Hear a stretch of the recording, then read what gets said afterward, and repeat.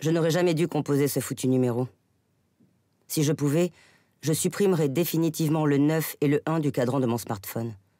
Comme un cyclone ou une inondation raye du jour au lendemain un village entier de la carte du monde. J'aurais une application spéciale avec un clavier sans ces chiffres. Je suis prêt à la payer un bras s'il le faut. Cela dit, si c'était possible, ça le serait partout ailleurs sauf ici. Pour les résidents de ce pays, le 911 est une référence incontournable. Un peu à l'image de notre supérette pour les habitants de ce bout de Franklin Heights. Le prolongement naturel des doigts, au moindre pet de travers.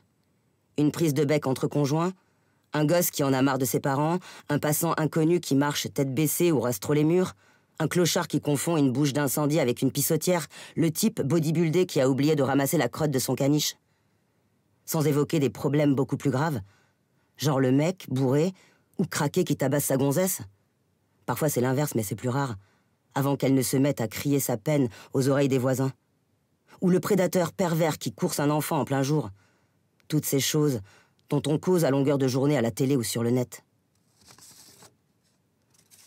Qui te forcent à espionner tes gosses, à fouiller dans leur téléphone, à être sur leur dos H24 de peur qu'ils ne se fassent violer puis massacrer, ou l'inverse.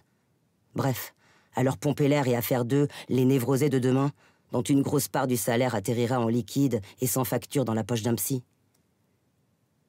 Dieu sait pourtant s'il y en a, des problèmes dans cette ville. Elle a beau être la plus grande de l'État, elle n'en est pas moins paumée. Même si ceux qui ont un peu de blé se la pètent avec leur club privé, leur opéra,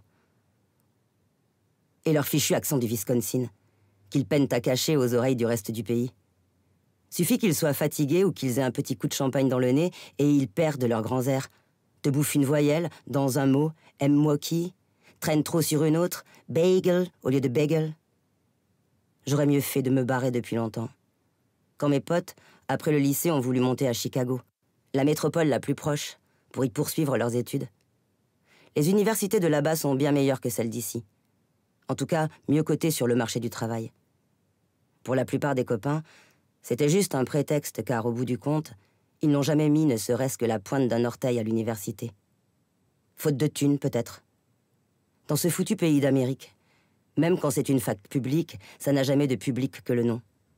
À la sortie, tu peux te retrouver endetté pour une, voire 2 générations. Comme si t'avais acheté une putain de baraque.